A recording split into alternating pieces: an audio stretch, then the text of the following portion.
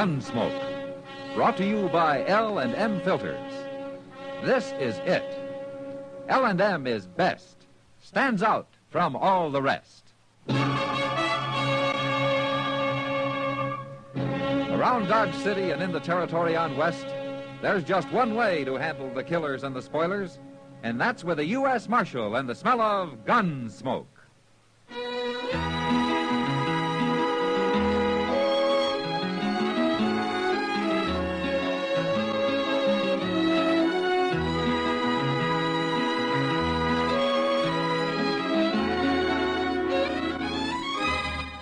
Gunsmoke, starring William Conrad. The transcribed story of the violence that moved west with young America.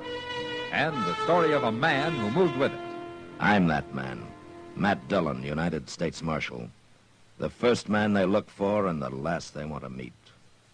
It's a chancy job, and it makes a man watchful. And a little lonely.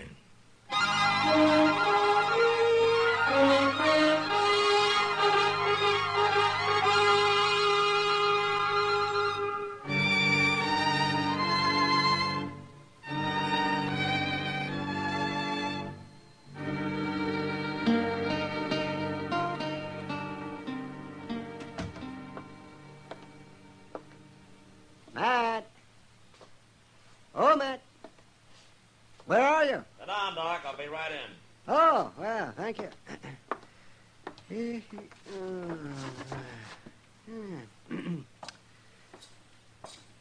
How are you, Doc?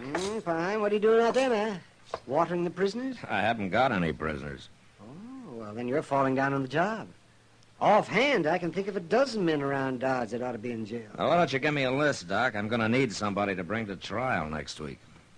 That's so? What do you mean? Well, there's a new circuit court judge coming. He's going to be disappointed if there's nothing for him to do. A new judge?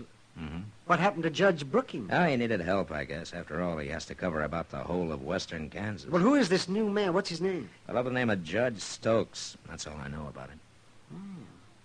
Well, I hope he's a good one. I've seen some remarkably unlearned judges in my time. No, it's not an easy job, Doc. And out here, it doesn't pay enough to make it worthwhile to most men. Judge Brookings could probably do twice as well back east. Yes, and so could I, Matt. Yeah, I know, Doc. But then you wouldn't have anything to complain about. You would shrivel up and die if that happened. Well, at least I wouldn't go to the pauper's grave I'm headed for now. Lend me $100, will you, Doc? I won't lend you $100. Go on in, Homer. Oh, Mr. Dillon. Doc. All right, Chester. Well, who's this you got, Chester? This is Homer Tisdale, Mr. Dillon. There's a complaint against him. A complaint? Yes, sir. You know Van Walcott, who's taken over that little store next to stage office? Yeah, I know him. Well, sir, he's coming over here in a few minutes. He claims Homer was trying to rob him. Oh? I figured it'd be best to settle the thing right here with you. Were you trying to rob him, Homer? Yes, sir. With a gun or what? No, sir. I got no gun. Ah. You were trying to steal something out of his store, is that it? Yes, sir. Where you from, Homer? I haven't seen you in Dodge before. No, sir. I've been homesteading in the Saline River. I got starved out. I had to quit. Mm-hmm. Didn't have no luck at all. Well, you sure don't look as though you'd been eating very regular. No, sir, ain't. Well, you got him here. Yes, I got him here, Walcott. Dirty little thief. Marshal, I want to sign a complaint against this man. Mr. Walcott, you've been in Dodge about a month now, haven't you? What's that got to do with it? Well, back east, I guess they're a little more formal, the way they handle things. Now, why don't you just tell me what happened, huh? Well, I was next door at the stage office talking to Jay Buford. We heard a crash over to my store, something falling. So we run out, and there he was. We caught him red-handed, Marshal. Caught him doing what? Stealing, that's what. Well, you haven't told me what he stole. He had a whole handful of potatoes, Marshal. The man's a thief, and he belongs in jail. Is this true, Homer? Is that what happened? Yes, sir, Marshal. It's true. I was hungry. I seen them potatoes. I thought he wouldn't miss a couple. I could pay him back later. A man who steals belongs in jail. He shouldn't have done it, Walcott. I admit that. Then throw him in jail. I can't do that. Why? Well, for one thing, Chester and I have got to ride up to Fort Larned for a few days. There wouldn't be anybody here to watch him or feed him. Leave him some water. It's all he needs. Chester, Yes, sir. take Homer over to the Long Branch, will you? Maybe Sam Noonan can put him to work sweeping out or washing glasses or something. Huh? Now, look here, Marshal. You ain't going to make a fool of me. Get going, Chester. Come on, Homer.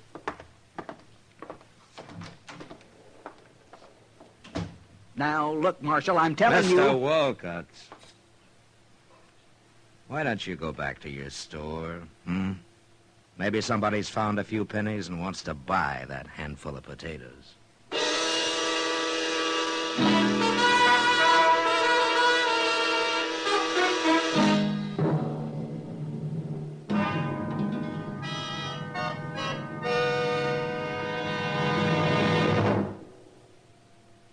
This is it, L&M Filters. It stands out from all the rest. Miracle tip, much more flavor. L&M's got everything. It's the best. Yes, L&M is best. Stands out from all the rest. L&M stands out for flavor. Flavor. Flavor. Flavor. The Miracle Tip draws easy. You enjoy all the taste. And notice how mild it is. L&M stands out for effective filtration. Filtration. Filtration. Filtration. No filter compares with L&M's pure white Miracle Tip for quality or effectiveness. L&M's got everything. L&M, light and mild. America's best filter tip cigarette.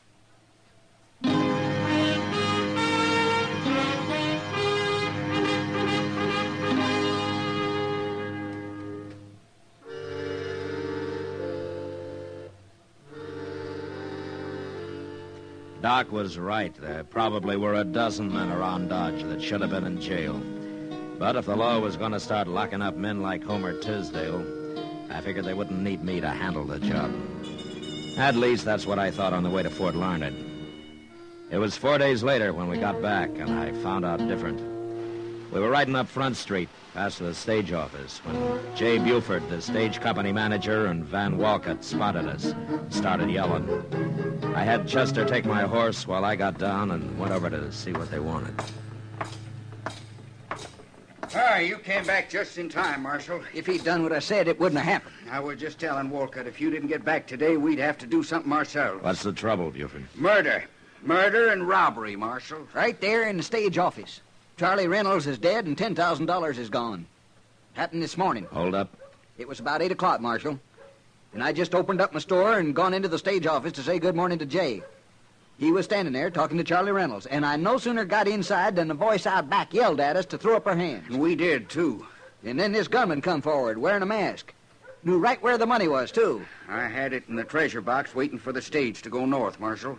He opened it up. It was all bills. And he scooped them out into his pocket, and then he stood there, Marshal.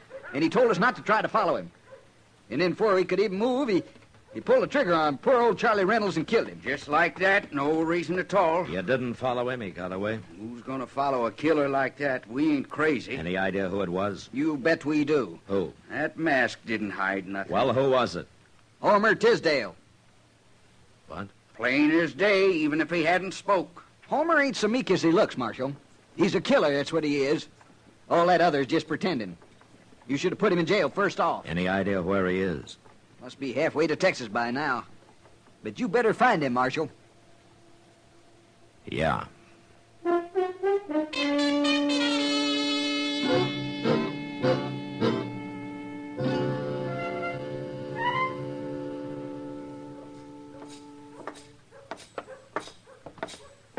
Well, that Homer's a mighty cool one if he's still in Dodge, Mr. Dillon. Well, maybe he hasn't heard about it yet, Chester. You don't think he did it, do you? We'll ask him if he's in here. There he is, sweeping out back them tables. Oh, hello, Marshal. Chester. Hello, Homer. Feller's looking for a drink. It ain't 10 o'clock yet. Homer, how long have you been here? Well, come to work around 8:30, Marshal. Why? Where were you before that? Out back. Sam lets me sleep in the shed he's got out there. Homer, can you prove that you were out there at 8 o'clock? Did anybody see you? No. Nobody ever comes out there. Why, Marshal? Well, the stage office was robbed this morning, and a man was shot and killed. Jay Buford and Van Walcott witnessed it. They say you did it. Me? They're willing to swear to it. Well, I didn't rob him. I didn't kill nobody. I wouldn't do nothing like that, Marshal. You don't believe him, do you? It doesn't matter what I believe, Homer. But there are 2 witnesses, and you haven't even got an alibi. Well, Marshal, I was right out back there. I was eating a little bread and some bacon a feller give me. Homer, will you promise me something? Why, sure, Marshal. What? That you won't leave Dodge. Oh, I'm in bad trouble, ain't I? Yeah. I won't run, I promise.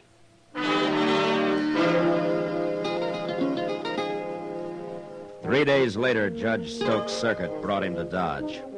I went over and talked to him about Homer Tisdale. But it was like talking into a rain barrel, or rather a whiskey barrel. The judge seemed to have more interest in corn liquor than in the law. And all I could get out of him was that a jury would have to decide the case.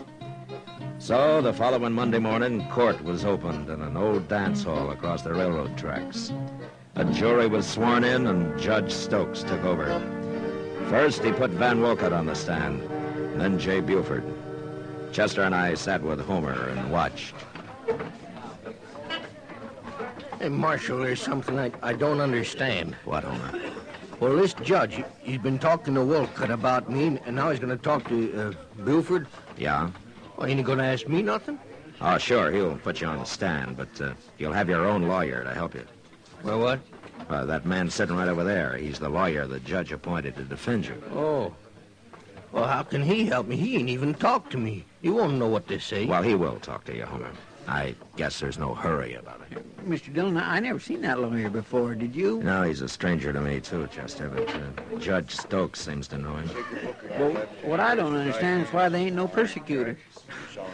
It's prosecutor, Chester. But I asked the judge about that, and he said that there was no need for one. Well, I guess he knows what he's doing. Buford's sworn in now. Let's listen. Now, Mr. Buford, we've heard the testimony in detail from Mr. Wolcott, so to speed things up a little, I'll just ask you a few questions. Yes, sir. You were at the stage office when the holdup took place, right? That's right, Your Honor. And you saw everything Mr. Wolcott saw, isn't that right? Yes, sir. Bandit came in, took $10,000 in bills out of the box, and then shot and killed, what's his name? Charlie Reynolds, Your Honor. Charlie Reynolds. All right, Mr. Buford. Now, I want you to tell the gentlemen of the jury who that bandit was. It was Homer Tisdale, Your Honor. Homer Tisdale. How'd you know it was him? Well, he had a mask on, but it didn't really hide nothing. It was him, all right. Besides, it was his voice, plain as day. And you knew him before? Sure. The day we caught him robbing Walcott's store. He's been a thief ever since he come to Dodge. Oh, now look here. Your Honor. You're out of order, Marshal. Your Honor, he's giving the jury a wrong impression of this man. Sit down, Marshal, or I'll hold you in contempt.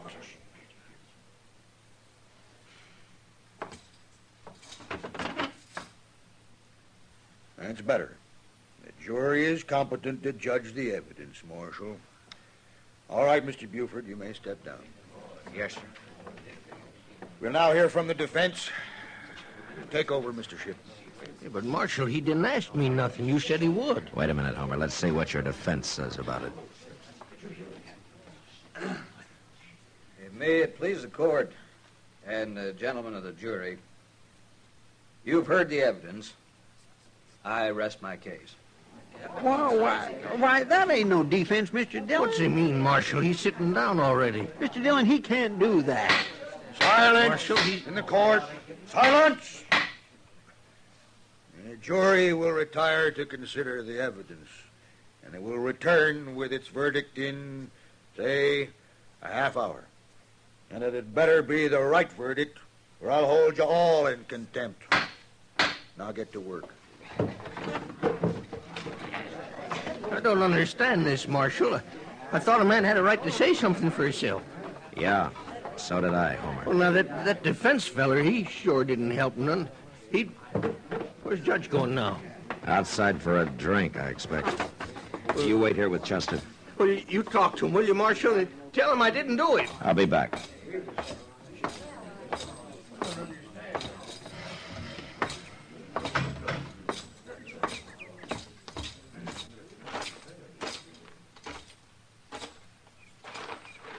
Have a nip, Marshal? No thanks, Judge. I always like to get the jury out. It gives a man time for a little refreshment.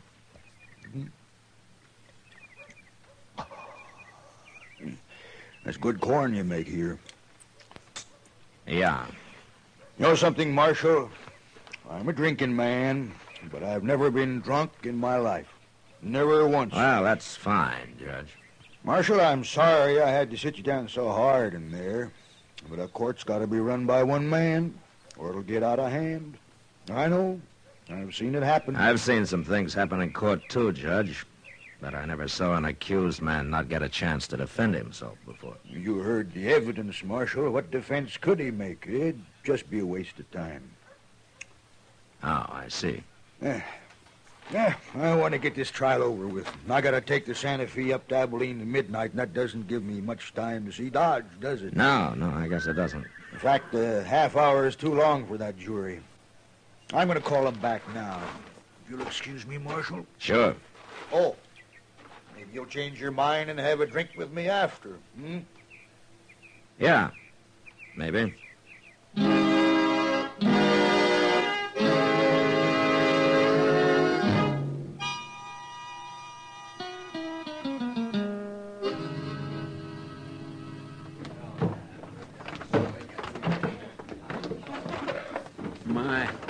He sure didn't give that jury much time, did he, Mr. Dillon? No, he didn't, Chester. Marshal, what do you think they'll say? They haven't much choice, Homer.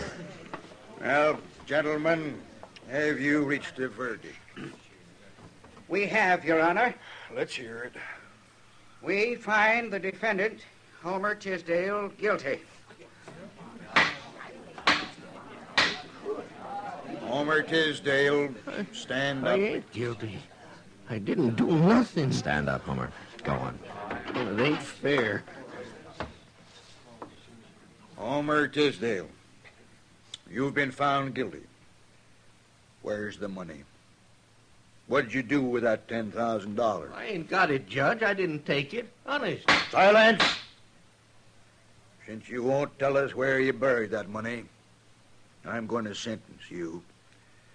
For robbery, you get 20 years in prison. 20 years? But you'll never serve them, Homer Tisdale. You're a double-dyed monster, and your hands are steeped in human blood. Creatures of your like aren't fit to live. Away with you. For murder, I sentence you to be hanged by the neck until you are dead. Sure, Court dismissed. Marshal, did you hear? Marshal, did you hear what he said? Well, I ain't never seen nothing like that, Mr. Dillon. There might just as well have not been no trial at all. Take Homer to jail, Chester, and keep him there. Marshal! It ain't right, Mr. Dillon. It ain't right at all. Do it, Chester. Yes, sir. Where are you going? I'm going to have a drink with Judge Stokes. What? Yeah. We're going to become real good friends.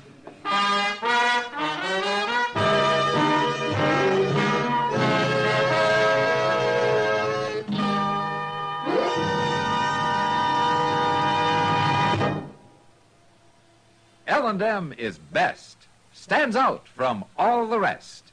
L&M's got everything. Everything? Everything. Best flavor? L&M stands out for flavor. The miracle tip draws easy. Lets you enjoy all the taste. Best filter? L&M stands out for effective filtration. No filter compares with L&M's pure, white miracle tip for quality or effectiveness. Best tobaccos? Highest quality tobaccos. Low nicotine tobaccos. L&M tobaccos. Light and mild. Every way, L&M is best. Stands out from all the rest. How easy they draw. How mild they are. L&M's got everything. King size or regular, L&M is America's best filter tip cigarette.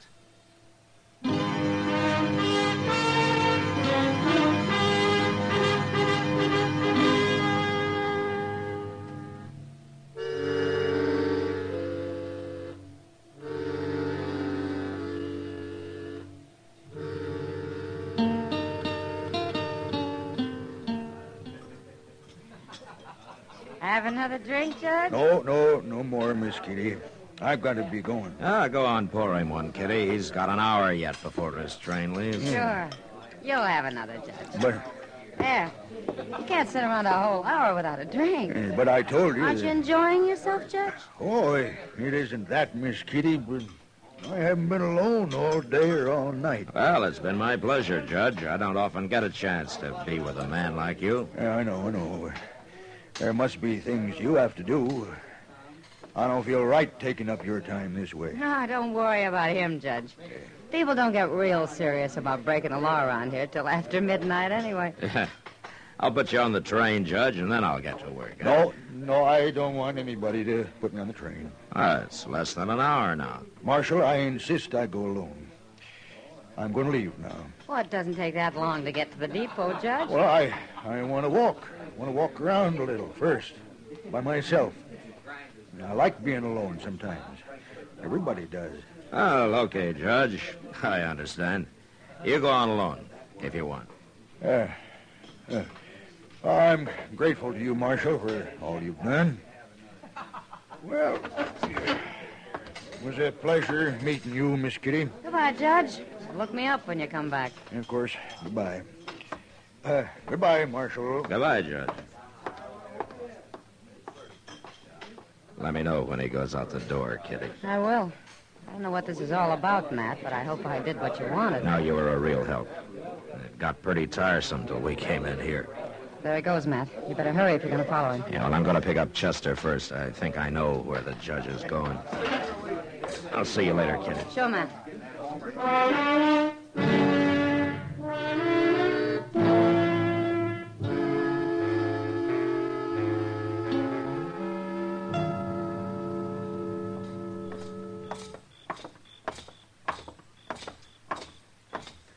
Gracious, it must have drove him crazy, Mr. Dillon. You dogging him around that way. Well, it worried him some, Chester.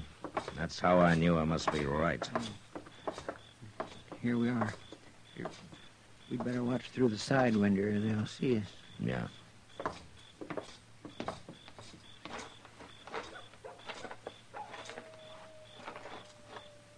Can you see anything, Mr. Dillon?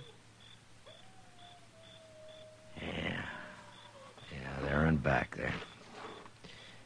And that's Judge Stokes with him. All right. Come on, we'll walk right in the front door.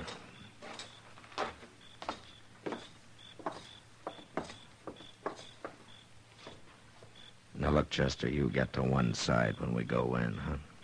Yes, sir.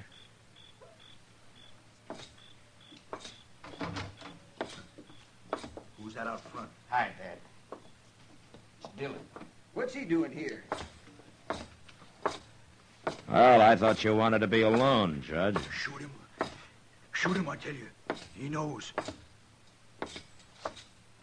Well, Buford, Walcott, which one of you is going to shoot me, huh? One of you must have a gun somewhere. You shot Charlie Reynolds. No?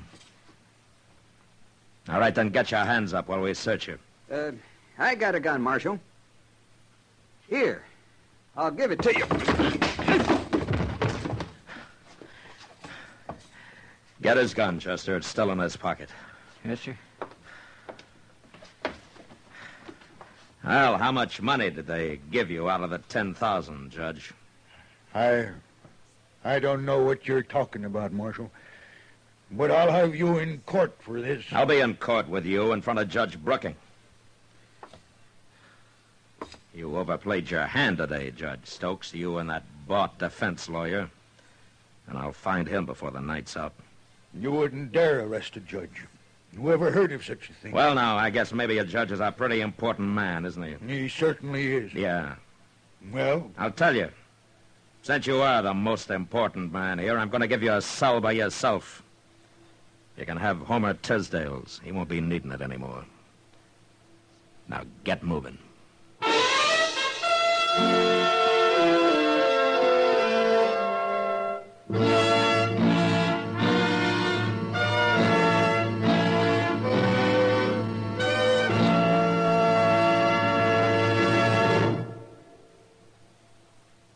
And now our star, William Conrad. Thank you, George. If you're a filter tip smoker, you should be smoking L&M's. When you try L&M's, the first thing you'll notice is how mild they are, how easy they draw. With L&M's pure white miracle tip, you enjoy all the taste. Try L&M's today. You'll like them.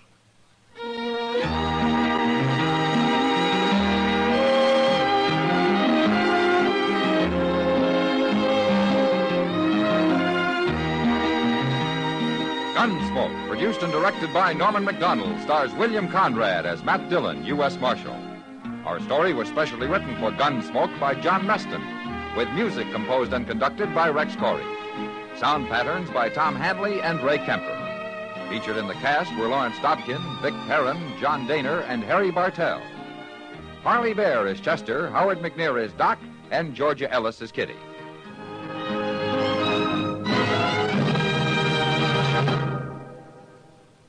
Stop!